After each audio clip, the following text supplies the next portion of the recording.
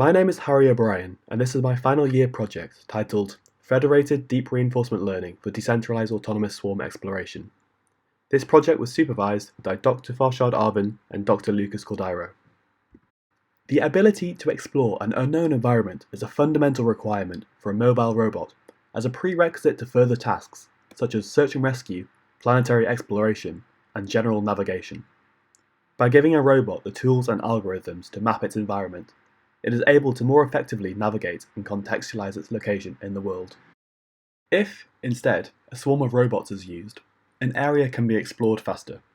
This is a behavior that can be seen in ant colonies, where hundreds of ants all go in search of food at the same time. Rapid exploration is important in tasks such as search and rescue, where a human's survival may depend on how quickly they are found.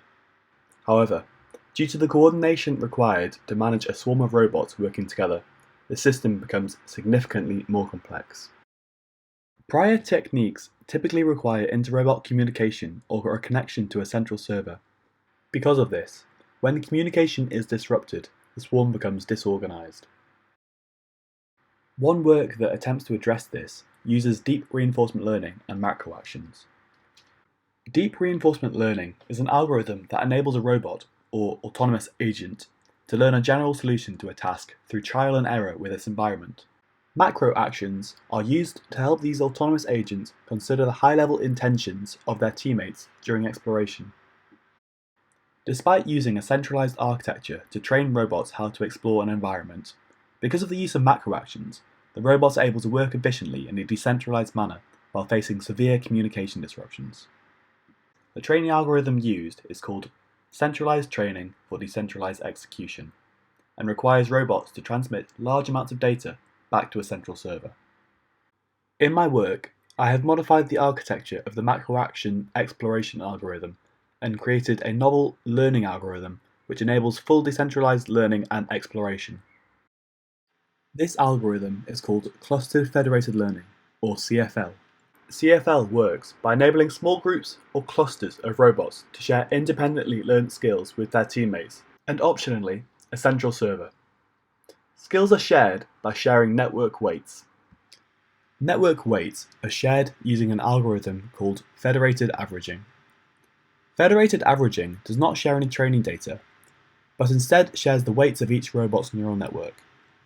The weights of each network are first averaged together and then redistributed to all of the robots in the cluster. Since only the weights of the neural network are shared, CFL has the added benefit of a significant reduction in the amount of data that is transmitted, and ensures privacy, since no other data is transmitted to or stored on a central server. Therefore, videos or images captured by a robot cannot be leaked, stolen, or misused. Before applying CFL, robots first learn how to explore the environment on their own. Since CFL is extremely scalable, multiple environments can be run at any one time, massively increasing the chances of a robot learning a new skill that can be shared with the rest of the swarm. After an arbitrary number of episodes, robots are randomly inserted into clusters to perform federated averaging.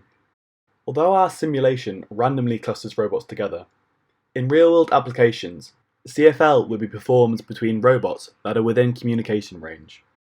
This training process is repeated for a total of 500,000 episodes.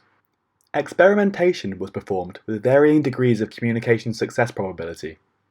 The results of CFL were compared against three baseline algorithms: a random walker, denoted as RAND, nearest frontier search, denoted as NF, and the centralized algorithm that this work was based upon.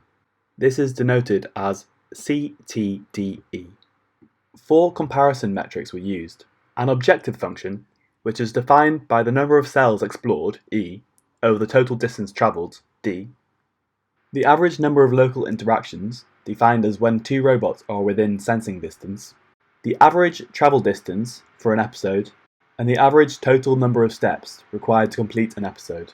Results show that CFL performs similarly to the centralized algorithm, and significantly better than the nearest frontier and random approaches.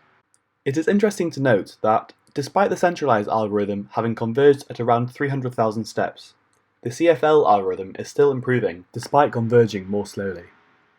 This slow convergence may be a result of non-optimal hyperparameter selection, and more experimentation is required.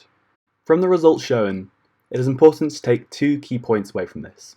The first is that the number of local interactions is significantly lower than the nearest frontier and random approaches, and similar to the centralized algorithm. This is likely due to the use of macro actions in both CFL and CTDE, which allow for robots to have a higher level understanding of their teammates' actions, and can thus predict a goal location in which they will not interact with the same teammate again.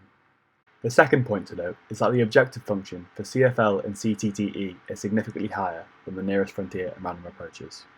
However, the CFL algorithm performs slightly worse. Given that CFL has not yet converged, it is likely that given more time, the algorithm could achieve a better score. In my project, I am able to further exploit the scalability of my algorithm and can perform additional training across multiple environments with swarms containing 5, 7, or even more robots. This helps the robots learn specific exploration techniques for operating with more teammates.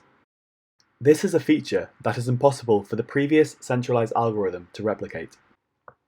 These are the results of further training. Although the number of local interactions increases for both CFL and CTDE, likely due to the density of robots in the environment, the exploration algorithm trained with CTDE has never had to encounter larger swarms before and becomes increasingly more uncoordinated. However, since CFL is able to learn with larger swarms, the number of local interactions only slightly increases. This is also reflected in the objective value, which shows a slight increase in the performance for larger swarms, and a decrease in the performance for the centralized algorithm. One final point to mention about the capability of CFL is how flexible it is. You have seen that the algorithm can be applied to swarms of arbitrary sizes, but it is also able to be applied to swarms in other labs or even other planets. One skill learnt in the lab can be propagated over the internet to another swarm, which is able to build upon the base model to learn application-specific skills as a distributed network. In summary, my algorithm, CFL, is completely decentralized, non-application specific, ensures privacy, reduces data transfer, and has the potential to enable millions of robots to collaborate in learning a single task, even if the swarm doesn't have communication with a central server. Thank you for listening.